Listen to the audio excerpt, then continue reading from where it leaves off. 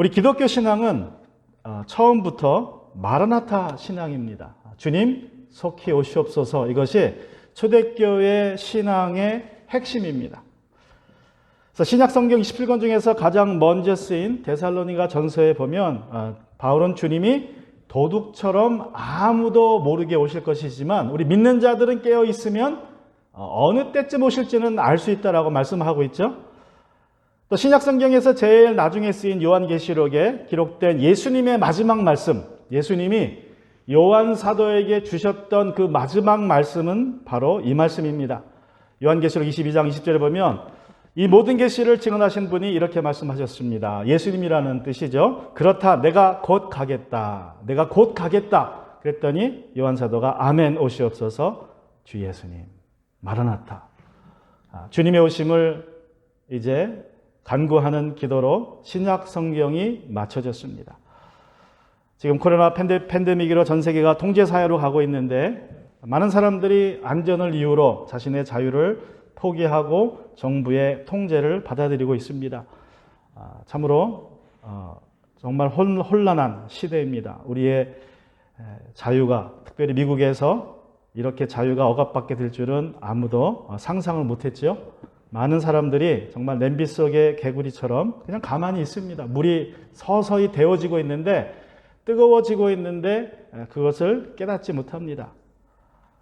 우리 정치체제가 전체주의가 되고 경제체제가 배급제가 되고 종교도 통합되어서 이제 무슨 종교를 믿든지 다 자기가 믿는 신을 잘 믿으면 구원받게 된다는 그러한 사상이 세상을 곧 지배하게 될 것입니다. 모든 종교인들은 정부가 지시하는 대로 믿어야 하고 또 그렇게 사는 세상이 될 것입니다.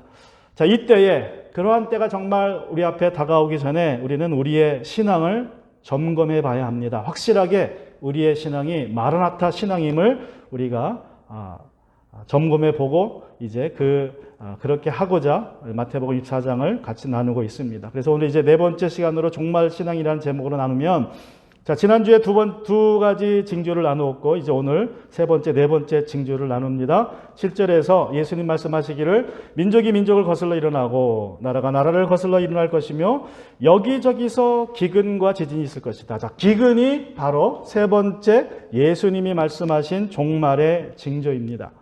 예수님이 이 말씀을 하시고 불과 10년이 채 안 돼서 이제 로마 제국 전역에 기근이 발생하는 것을 우리가 신약 성경을 통해서 알 수 있습니다. 사도행전 11장 27절과 8절에 보시면 금요일에 예언자 몇이 예루살렘에서 안디옥에 내려왔다. 그 가운데 아가부라는 사람이 성령의 감동을 받아서 일어나 온 세계에, 여기서 온 세계라는 것은 로마 제국을 의미합니다. 로마 제국에 이제 큰 기근이 들 것이라고 예언하였다.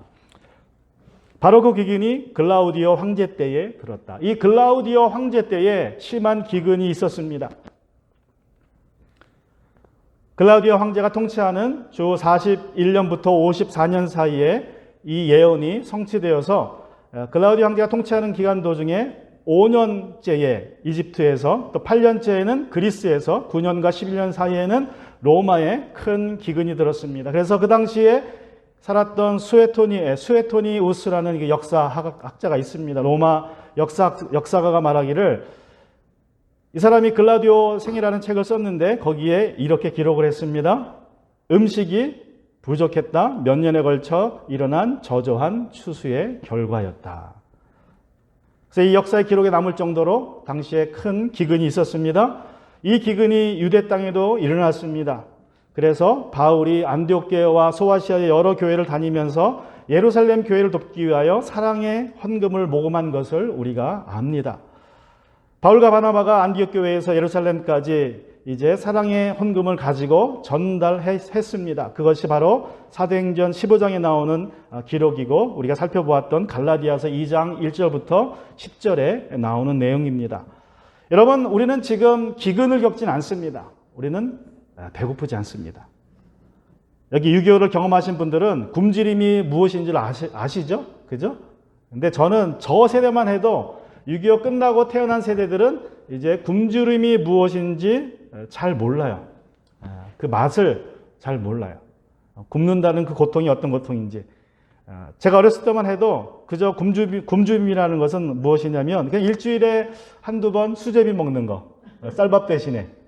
그게 그냥 특별한 날이에요. 그때는 왜 먹는지도 몰랐죠. 그냥 주니까, 부모님이 주시니까 먹는데 쌀이 없으니까 밀가루를 먹었어요. 근데 그전에는 쌀도 없고 밀가루도 없으니까 굶는 겁니다. 하루를 굶던 이틀을 굶던 6.25 세대를, 이제 6.25를 겪었던 분들은 그 굶는 것이 무엇인지, 배고픔의 고통을 아세요. 이제 우리가 미국에 살면서 이 굶는다는 것은 상상이 되지 않습니다. 과거에 경험했지만 그건 너무나 오래전 일이죠. 그래서 미국에 살면서 이 굶는다는 것이 무엇인지 우리가, 저 같은 세대는 상상을 못하고 또 경험했던 분들은 이제 다 기억으로, 추억으로 남아버렸어요. 그런데 여러분, 미국에서도 굶는 사람들이 엄청 많습니다. 천국 밑에 있는 이 미국에서 굶는 사람들이 엄청 많아요. 얼마나 많은지 아십니까? 어린아이들 6명 중에 1명이 굶는다 그럽니다. 제가 이거를 20년 전에 통계 봤을 때는요, 10명 중에 1명이었어요. 근데 그게 이제 더 늘어났습니다. 그때는 10명 중인데 지금은 6명 중에 1명. 미국에서 일어난 일이에요. 6명 중에 1명이, 여기서 굶는다는 말은요, 저녁에 밥을 먹지 못하고 배고픈 채로 잠을 잔다는 뜻이에요. 뭐 며칠 굶다는 건 아니지만 하루 3끼를 다 못 먹는다는 뜻입니다. 그 숫자가 무려 6명 중에 1명. 어른은 8명 중에 1명입니다. 미국에서. 여러분, 미국에서 굶는다는 것은 먹을 게 없어서 굶는 건 아니죠. 물론 뭐 게을러서 일을 안 해서 굶을 수도 있습니다. 그래서 이것을 경제학자들은 재분배의 문제라 그래요. 게을러서 일을 하지도 않기도 하지만 먹는 것이 남는데 이제 그 먹는 것이 제대로 분배되지 않아서 굶는 사람이 생겨난다고 합니다. 여러분, 미국과 한국에서 음식이 매일 버려지는데 얼마나 버려지냐 하면, 한번 상상해 보세요. 여러분이 사는 음식, 100%치 음식을 사면 얼마가 쓰레기통으로 들어갈까요? 내가 오늘 100%치 쇼핑을 했어요. 그럼 100%치 다 먹습니까? 뭐 다 먹는 가정들도 있겠죠. 근데 평균을 내보니까 100%치 음식을 사면 40%치가 쓰레기통으로 들어가요. 그러니까 40% 음식이 한국이나 미국에서는 사놓고 안 먹고 버려지는 거예요. 근데 사람들은 그걸 모르죠. 돈 주고 살 때는 돈 주고 샀으니까 그때는 돈이 아깝지만 음식으로 사놓고서 냉장고에 놓고 썩어서 버리는 게 100불 중에 40불이라는 거예요. 그게 전 세계적으로 통계를 내면 무려 30%랍니다. 전 세계 사람들이 100%치 음식을 사서 70%치만 먹고 30%치는 쓰레기통으로 가는 거예요. 먹다가 버리고 그냥 냉장고에 제껴놨다가 썩어서 버리고. 그것이 공식적인 통계입니다. 그래서 무려 2030년까지 가면, 지금처럼 가면 1초에 버려지는 음식이 전 세계적으로 66톤이다. 그래서 저 맨 밑에 빨간 줄에 보시면, 제가 줄을 쳐놨는데 거기 보시면 이렇게 써 있죠. 전 세계 먹거리 생산량의 3분의 1 정도가 버려질 것이다. 2030년이 되면. 그래서 여러분, 지금 사람이 굶는 거는 먹을 게 없어서 굶는 건 아닙니다. 식량이 부족해서 굶는 세상은 아니에요.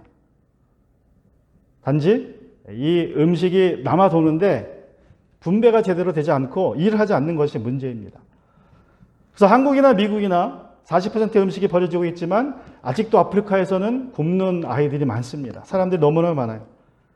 그 음식을 아프리카로 보내주면 좋은데 보내려면 돈 들어가잖아요. 냉동해야죠. 배 사야죠. 그러니까 그 운송료 때문에 음식을 보내지 못해요. 그냥 쓰레기통으로 버립니다.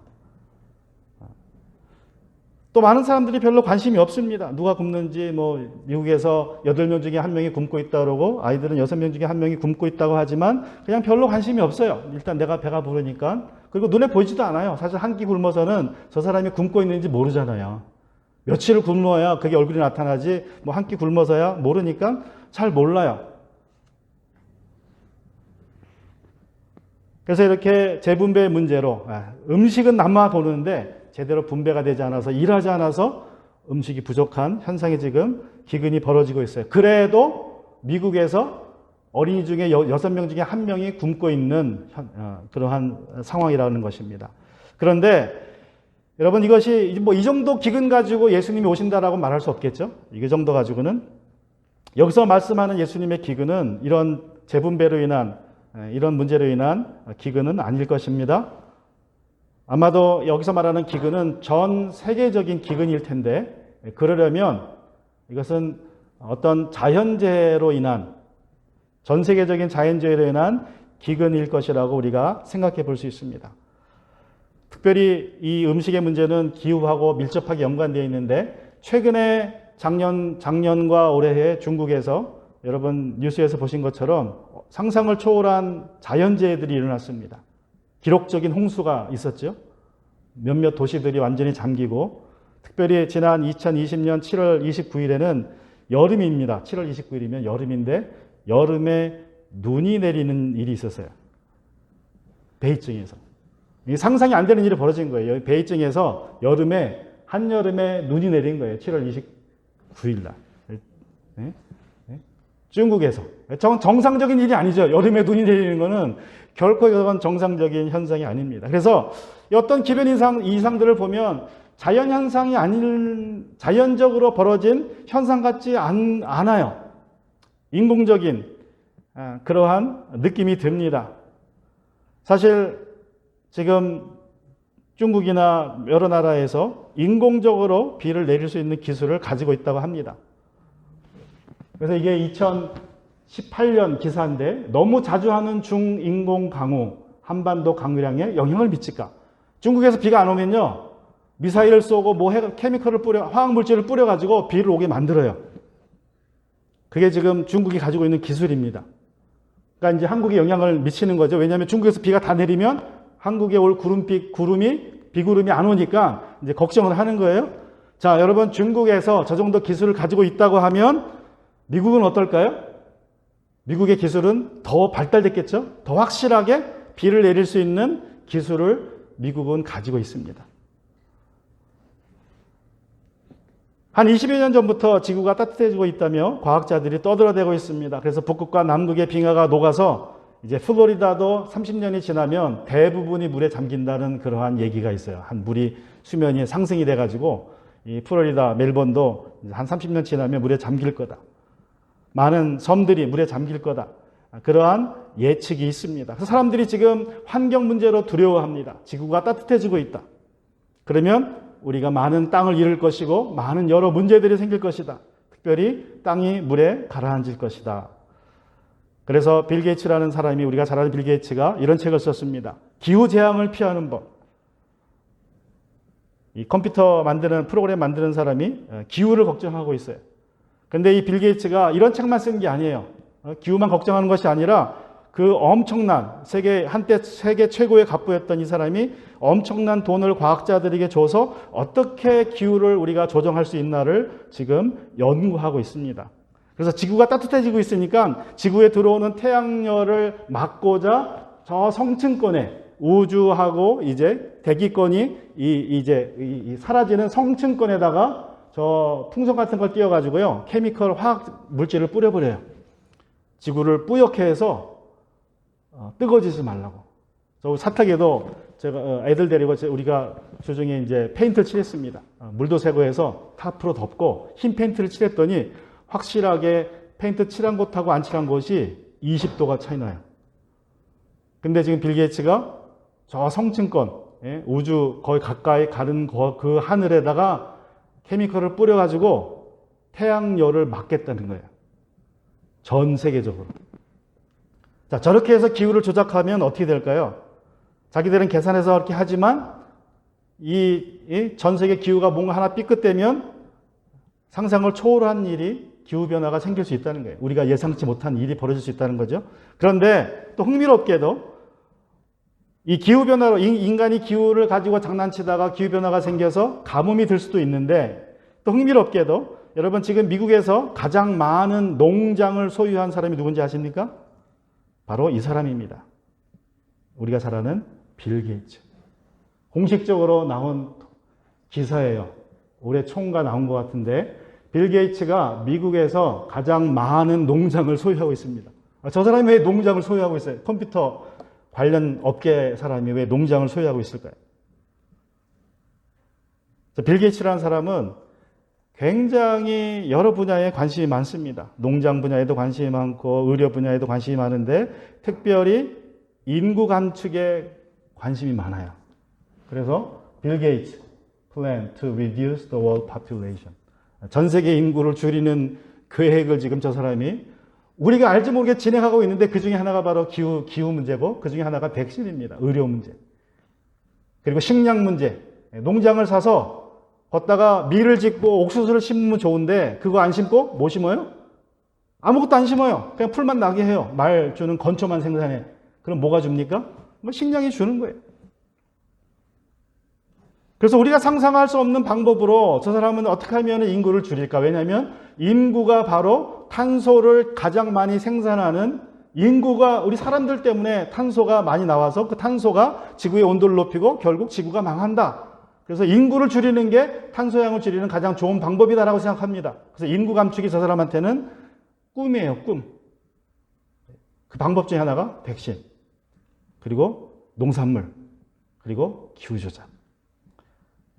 그래서 인간이 이런 것들 가지고 지금 이렇게 장난을 치는 걸 쉽게 얘기를 하면 자기들은 과학자들이고 하지만 그런데 인위적으로 인위적으로 기후를 변화시켜서 자기들은 조작을 하고 있지만 식량을 조작하고 있지만 그런데 여기에 하나님이 또 일을 더하시면 인간이 상상치 못할 기후변화와 여러 가지 일들로 식량 부족이 생긴다는 것입니다. 그러면 지금은 재분배 문제로 기근이 오지만 그때 되면 재분배할 음식도 없다는 거예요. 그런 상상치 못할 기근이 온다는 것입니다. 그게 바로 예수님이 말씀하시는 기근이에요. 그래서 이렇게 종말의 때에 여러분 생각해 보세요. 우리 성경에도 기근 이야기가 나오는데 가장 유명한 기근 이야기는 어디서 나옵니까? 출애굽기에 보면 이집트가 7년 동안 기근을 경험합니다. 그죠? 7년 동안 풍년이 먼저 왔다가 7년 기근이 왔는데 먹을 게 다 사라져서 결국 이집트 백성들이 자기 몸을 팔립니다. 이집트 왕에게.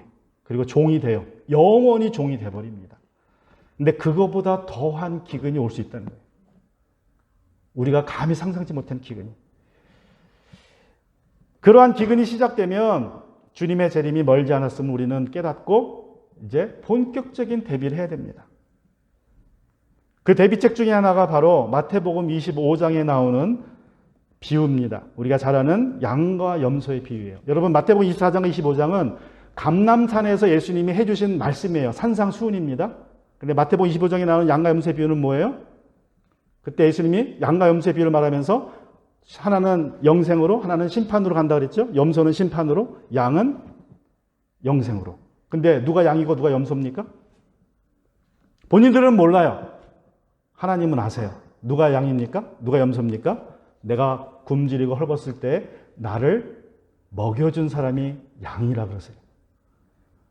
결국 마태복음 25장에 나오는 양과 염소의 비유는요. 이 종말의 때에 엄청난 기근이 오면 그때 우리가 서로 도와야 된다는 걸 말씀하고 계세요. 그때 돕는 사람은 양이지만 안 돕고 그냥 모른 척하고 지나가는 사람은 염소라는 거예요. 그래서 마태복음 25장 35절 6절에서 너희는 내가 줄일 때에 내게 먹을 것을 주었고 목마를 때에 마실 것을 주었으며 나그네로 있을 때에 영접하였고 헐벗을 때에 입을 것을 주었고 병들었을 때에 돌봐주었고 감옥에 갇혀있을 때에 찾아주었다 할 것이다. 이게 바로 의인이고 이게 바로 양이라고 말씀하세요. 뭐 믿음이 좋고 나쁘고 이거 말씀하지 않으세요. 내가 헐벗고 굶주렸을 때, 너희 형제가 헐벗고 굶주렸을 때 먹을 것을 주고 돌봐주었으면 그 사람이 의로운 사람이고 그 사람이 양이고 안 도와줬으면 주여 해봐야 그 사람은 염소다. 그렇게 말씀하시는 것입니다. 이것이 바로 세 번째 종말의 징조예요. 기근입니다. 우리가 상상치 못할 기근이 오면 그 올 때 여러분은 깨달으셔야 돼요. 아, 주님의 오심이 멀지 않았구나. 이것이 주님의 세 번째 종말의 징조입니다. 네 번째 징조는 무엇입니까? 지진입니다. 자, 7절에 두 번째 문장에 보시면 여기저기서 기근과 지진이 있을 것이다. 자, 민족이 민족을 거슬러 일어나고 나라가 나라를 거슬러 일어나면, 전쟁이 일어나면 기근의 문제가 생깁니다. 식량 생산량이 감소되고 식량이 분배되지 않아요, 전쟁 때문에. 그래서 기근이 올 수도 있습니다. 그래서 어려움을 당할 수 있어요. 그런데 기근만 있는 것이 아니라 지진이 있을 것이라고 말씀하세요. 지진. 예수님이 이 말씀을 하시고 약 3, 40년 동안, 그러니까 예수님이 죽으시고 부활하시고 승천하신 이후에 3, 40년 동안 유대 땅과 로마 제국에 큰 지진들이 있었다고 합니다. 주후 60년에는 팔레스틴에서 큰 지진이 있었습니다. 61년에는 소아시아 지역에서, 67년에는 로마에서, 그리고 76년에는 키프로스라는 섬에서, 79년은 우리가 잘 아는 폼페이 대지진이 있어서 폼페이시가 완전히 화산재에 덮여버렸습니다. 지진으로 인해 화산 폭발이 하고. 그래서 여러분, 지진은 지금 매일 일어나고 있는 자연현상입니다. 미국에서도 매일 발생합니다. 제가 오늘 아침 지진 그 웹사이트에서 이제 캡처한 사진이에요. 저기 보면 빨간색으로 동그라미가 되어 있는 것은 오늘 발생한 지진입니다. 여기서 빨간색으로 된 건 오늘 발생한 지진이고, 주황색은 어제 발생한 지진이고, 노란색은 지난 2주 동안 발생한 지진이고, 보라색은 지난 5년 동안 발생한 지진이에요. 지진은 매일 그렇게 발생하고 있습니다. 근데 저 중에서 지진이 7.0이 넘어가면 대지진입니다. 그러면 사람들이 엄청 많이 죽을 수 있는, 도시에서 발생하면. 그리고 이제 쓰나미가 발생하는 그러한 엄청난 지진입니다. 인간에게 큰 피해를 줍니다. 그래서 이 지진이 발생하는 지역을 보면 저렇게 이제 바다 밑에서 지진대가 있어요. 특별히 이제 북미와 남미에는 대륙에 가까이 있죠. 그리고 필리핀, 일본 쪽으로 저렇게 지진판이 지나가서 저 지역에서 매일 지진이 일어납니다. 우리가 기억하고 있는 지진이 2000년 이후에도 많이 있었습니다. 인도네시아에서 있었고, 일본에서 있었고, 또 멕시코에서, 칠레에서, 필리핀에서 큰 지진이 있었습니다. 큰 피해가 있었습니다. 여러분, 지금 과학자들은 옐로스톤 파크에서 곧 큰 지진으로 화산이 폭발할 수도 있다고 얘기를 해요. 언제라도 폭발해도 이상하지 않다. 지금 폭발할 시기가 됐다 그럽니다. 주기적으로 폭발을 하는데 옐로우스톤이 폭발해서 완전히 서부 지역이 이제 잠겨버릴 수 있다, 물속으로. 그런 과학자들의 주장이 있습니다. 그리고 우리 한국의 백두산이 폭발할 가능성이 있다라고 이제 주장을 많이 합니다. 백두산이 지난 946년에 폭발했는데 주기가 있다 그래요. 지금이 폭발할 시기라 그럽니다. 근데 백두산이 1000년 전에 폭발했을 때요, 세계 역사상 가장 큰 폭발이었다고 합니다. 지구 역사상 가장 큰 폭발, 화산 폭발이 백두산 폭발이었다 그래요. 근데 그 화산이 지금 또 터질 때가 됐다라고 과학자들이 주장합니다. 근데 걷다 대고 북한 사람들이 뭐 해요? 그 땅속 밑에다가 핵실험 하잖아요. 계속 그 땅 밑에서 핵실험 하니까 이제 잘못 건드리면 엄청 터진다고 지금 과학자들이 걱정하고 있습니다. 그래서 여러분, 지금 이렇게 보시는 것처럼 전 세계적으로 지진이 활발하게 움직이고 있습니다. 또 후지산이 언제라도 폭발할 수 있다라고 일본 과학자들이 경고하고 있습니다. 그러니까 지금 뭐 후지산, 옐로스톤, 백두산, 그리고 필리핀, 저 유럽 지역에 있는 폼페이, 이탈리아 지역까지 큰 지진이 일어나서 화산 폭발이 일어날 수 있다라고 과학자들은 경고하고 있습니다. 그런데 이런 지진이 일어날 때에 지진의 소식을 듣게 되면 우리는 뭘 기억하면 돼요? 아, 주님의 재림이 가까웠구나. 가까이 오고 있구나. 라고 생각하시면 돼요. 그런데 여러분, 한번 생각해 보세요. 저는 이런 생각이 들었습니다. 말씀을 준비하면서. 자, 예수님이 마태복음 24장 7절에서 말하는 그 지진. 이 지진은 좀 특별한 지진이 아닐까. 그냥 우리가 흔히 말하는 7.0의 지진 정도가 아니라 인간이 예측할 수 있는, 잴 수 있는 지진이 10이라고 그래요. 10. 그래서 10 이상의 지진은 일어나지 않을 거라 그럽니다. 그게 최대 한도예요. 10이. 근데 제 생각에는 인간이 잴 수 없는 엄청난 규모의 지진. 다시 말하면 전 세계 사람이 동시에 경험하게 될, 느끼게 될 지진이 올 것을 예수님이 여기서 말씀했다고 저는 생각을 해요. 자, 그러면 제가 왜 이렇게 말씀드리느냐? 여러분, 수천 년 전에 전 세계 모든 사람들이 다 느꼈던 지진이 있었습니다. 뭐 그때는 사람이 많이 살지 않았지만 그래도 땅에 살았던 모든 사람들이 느꼈던 지진이 있어요. 언제일 것 같습니다. 성경에 기록되어 있습니다.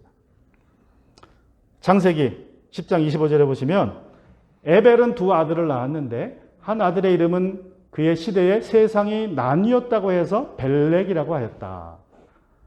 자, 에벨이라는 사람이 두 아들 낳았는데 첫째 아들인 것 같아요. 벨렉을 낳고 그 이름을 벨렉이라고 지었는데 왜 그래요?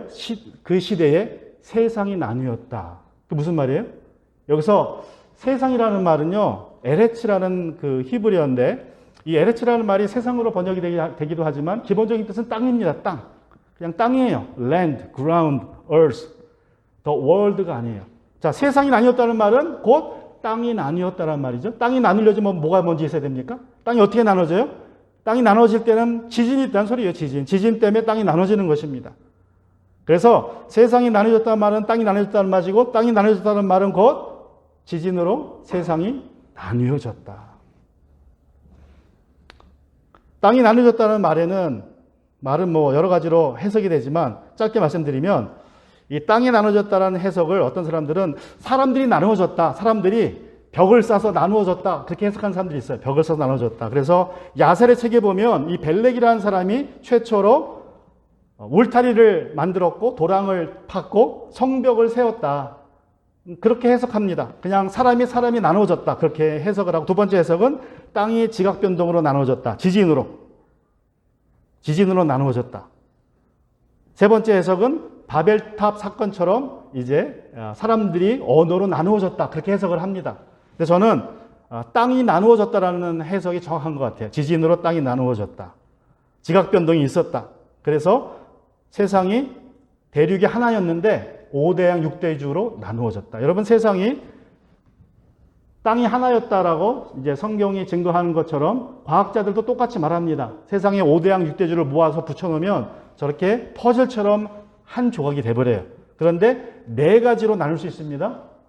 하나는 저 판기아 울티마라는 데 보면 중앙에 호수가 크게 있죠. 그리고 아우리카라는 그 모델을 보면 그냥 땅이 하나입니다. 또 노바 판기아라는 것도 땅이 하나지만 모양이 살짝 달라요. 그리고 아메시아라는 것을 보면 남극이 있고 그리고 땅이 위에 있습니다. 하나입니다. 저렇게 네 가지 모델이 있는데 이 네 개의 모델 중에서 어느 게 맞을까? 어느 게 맞을 것 같습니까? 창세기 1장 9절과 10절을 보시면 이렇게 말씀하고 있습니다. 하나님이 말씀하시기를 하늘 아래에 있는 물은 한 곳으로 모이고 묻은 드러나거라 하시니 그대로 되었다. 하나님이 묻을 땅이라고 하시고 모인 물을 바다라고 하셨다. 하나님 보시기에 좋았다. 자, 창세기 1장 9절에 보면요. 바다도 있었고 땅도 있었는데 중요한 거는 바다도 하나요. 땅도 하나입니다. 그죠? 물이 하나예요. 땅도 하나예요. 그러므로 저 네 가지 모델 중에서 어느 게 맞느냐? 둘 중에 하나입니다. 저 아우리카 모델이 맞든지 노바 판기아 모델이 맞아요. 저렇게 땅이 하나로 있었고 그 땅을 섬처럼 둘러싸고 있는 바다가 있었습니다. 여러분 지질학자들은 30억 년 전에 저게 지구의 모습이라 그래요. 30억 년 전에. 근데 우리는 30억 년을 안 믿죠. 저건 6천 년 전에 지구가 저랬다는 거예요. 우리는. 그런데 창세기 10장 25절에 보면 저 30억 년 전에 땅이 서서히 갈라져서 지금처럼 됐다는 거예요. 15억 년 전에. 15억 년 전에 지금의 5대양 6대주 됐다가 지금 다시 땅이 합쳐지고 있다 그래요. 그래서 약 15억 년이 지나면 다시 땅이 저렇게 될 거다. 대륙이 붙을 거다라고 과학자들은 주장을 합니다. 그런데 창세기 10장 25절에 보면 세상이 수십억 년 동안 있다가 나누어진 게 아니라 몇 년 동안? 벨렉이 태어났을 때 제가 보기에는 하루아침에 이거 갈라지기는 너무 큰 충격일 것 같아요. 그래서 그 아버지가 살아있는 동안에 땅이 서서히 갈라진 거예요. 그래서 그 경험을 못 잊어서 아들을 낳고 그 아들의 이름을 땅이 갈라졌다. 너 이름은 벨릭이다라고 지은 겁니다. 그러니까 제 생각에는 수십 년에 걸쳐서 땅이 나눠진 거예요. 그래도 엄청난 충격이 왔겠죠. 거의 매일 지진을 경험했을 것입니다. 자, 그 지진은 아담과 하와가 타락한 결과입니다. 죄를 지은 결과예요. 왜냐하면 죄의 특성은 뭐다? 죄의 첫 번째 특성은 나눠지는 거기 때문에 그래요. 이사야 59장 말씀해 보시면, 제가 이제 이 지도를 하나 더 보여드리면, 자, 땅이 하나였다는 것을 또 과학자들이 어떻게 주장하냐면요, 저 보이는 것 색깔들이 공룡의 화석들이 발견되는 겁니다. 똑같은 색깔은 똑같은 공룡의 화석이 발견되는 거예요. 그러니까 땅을 붙여놓으면 특이하게 저 지역에 따라서 똑같은 공룡이 나타난다는 말은 저 지역들이 옛날에는 붙어 있었다, 이제 그렇게 이제 해석을 하는 것입니다. 자, 저 땅이 붙어 있다가 아담과 하와의 죄악의 결과로 수십 년에 걸쳐서 땅이 갈라졌어요. 대륙이 생겨났습니다. 그래서 땅이 갈라진 것도 죄악의 결과인데, 그것은 이사야 59장 2절에 보시면 오직 너희의 죄악이 너희와 하나님 사이를 갈라 놓았고. 여러분, 죄가 아담과 하와와 하나님 사이를 갈라 놓았습니다. 그죠? 죄가 아담과 하와를 갈라 놓았습니다. 죄가 아담과 자연을 갈라 놓았어요. 죄가 가인과 아벨을 갈라 놓았습니다. 그리고 죄가 뭘 갈라 놨어요? 땅을 갈라 놨어요. 10장에서. 그리고 11장에서 죄가 인간을 갈라 놓습니다. 죄의 특성은 가르는 거예요. 자, 이 갈라진 것을, 죄가 갈라 놓은 것을 하나 되게 하는 것이 바로 뭐예요? 그게 구원입니다. 예수 그리스도의 피로 아담과 하와가 죄 용서받고 하나님과 하나 되는 것이 구원입니다. 인류가 그리스도 안에서 하나 되는 것이, 유대인과 이방인이 하나가 되는 것이 구원입니다.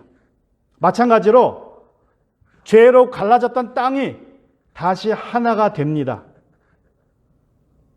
그게 구원이에요. 구원. 이 땅의 자연의 구원입니다. 그래서 여러분, 구원이라는 것은 회복의 역사입니다. 회복의 역사. 갈라진 것이 하나가 되는 회복의 역사이다. 요한계시록 21장과 22장에 보면 새 예루살렘이 나옵니다. 이 새 예루살렘의 모습이 창세기 2장과 3장에 나오는 에덴 동산의 모습과 아주 유사하다 그래요. 어떤 점들이 유사합니까? 첫 번째, 형상. 아담과 하와가 누구의 형상을 따라 지음받았습니까? 하나님의 형상을 따라 지음받았어요. 하나님의 형상을 대표합니다. 인간이. 그게 죄악으로 말미암아 형상이 깨져버렸어요.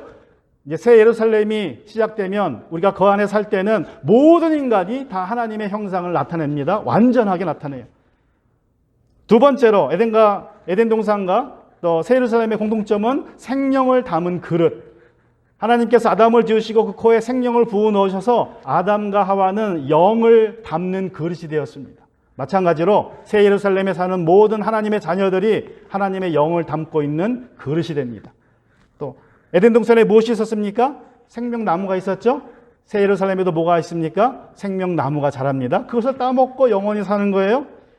또 에덴 동산에 생명의 강이 흘렀습니다. 마찬가지로 새 예루살렘에도 생명의 강이 흐릅니다. 다섯 번째로, 에덴 동산에 각종 보석들이 있었어요.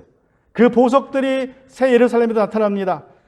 여러분, 보석은 창세기 1장, 2장과 안 나오지만, 1장, 2장에는 안 나오지만, 에스겔서 보시면 하나님, 에스겔 선지자가 이렇게 얘기해요. 너는 옛날에, 여기서 너는 사단입니다. 사단, 타락한 천사 루시퍼가 하나님의 동산 에덴에서 살았다. 너는 온갖 보석으로 내 몸을 치장하였다. 홍보석과 황보석과 금강석과 녹주석과 홍옥수와 벽옥과 청옥과 남보석과 취옥과 화목으로 너의 몸을 치장하였다. 그래서 에덴 동산에는 각종 보석이 있는데 또 어디에 보석이 있습니까? 요한계시록 21장에 보면 이 보석들이 또 등장합니다.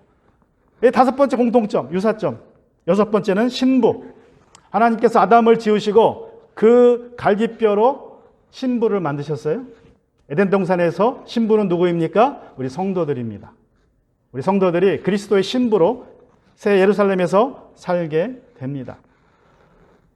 여러분, 이렇게 구원하시는 하나님께서 에덴 동산에서 목적하신 바가 죄로 깨지니까 다 갈라졌다가 예수 그리스도가 오심으로 다시 하나가 되는 회복의 역사가 일어나는데, 그 중 하나가 뭐냐? 지진이에요, 지진. 예수님이 오시면 가까울 때에 큰 지진으로, 제가 보기에는 어쩌면 며칠은 아니고 최소한 수개월 또는 수년 동안 지진이 일어나서 땅이 다시 하나가 될 것입니다.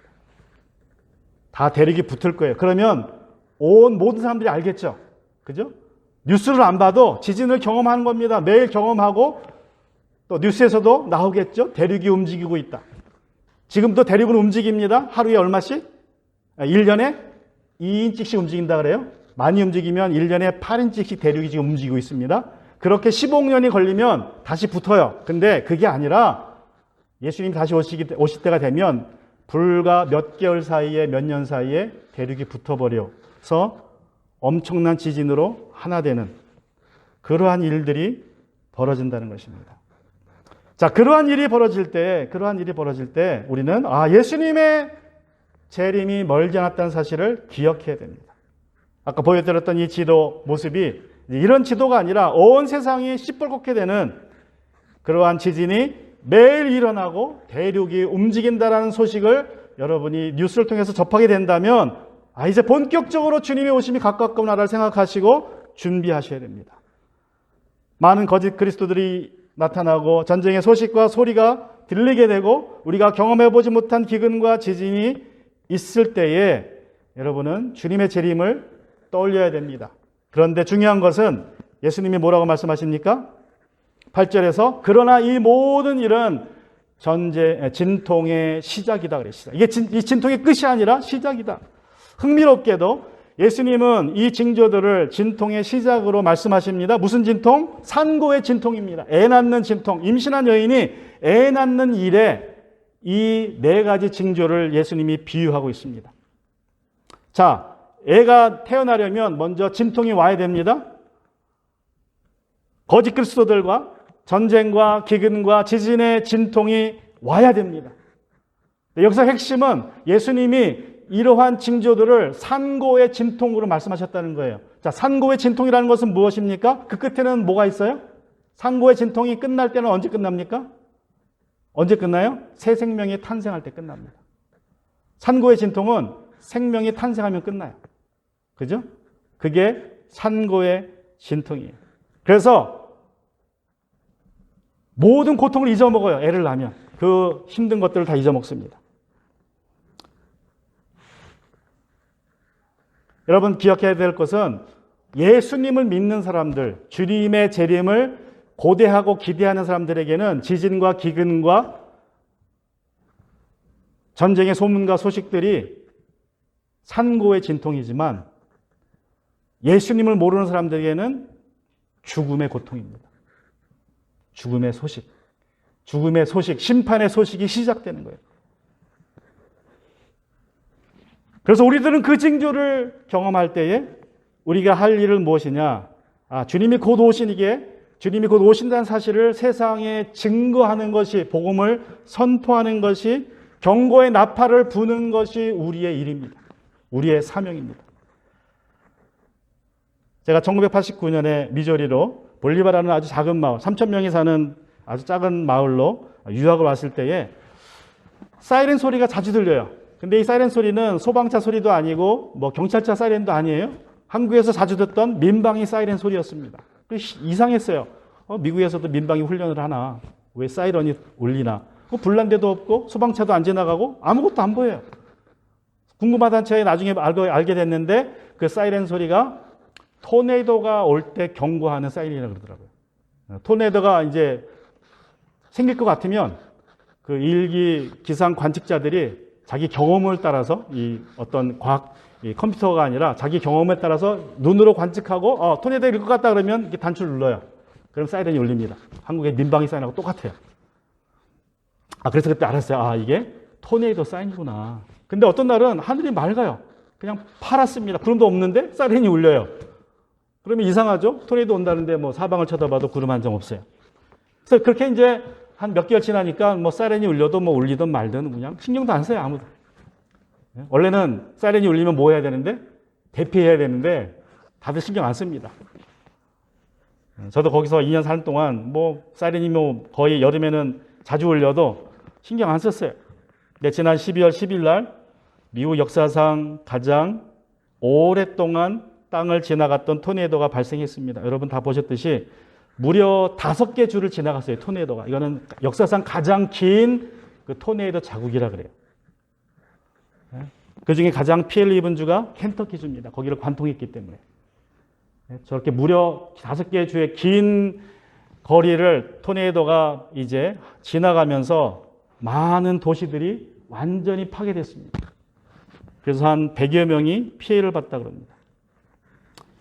그런데 보도를 하는 기자가 그렇게 얘기하더라고요.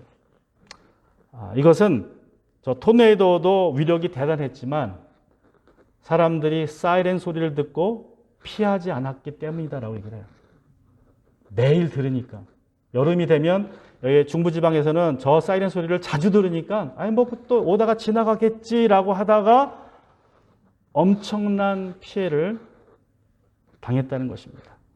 어느 가족은 7 식구가 한날에 다 희생되었다고 합니다. 여러분,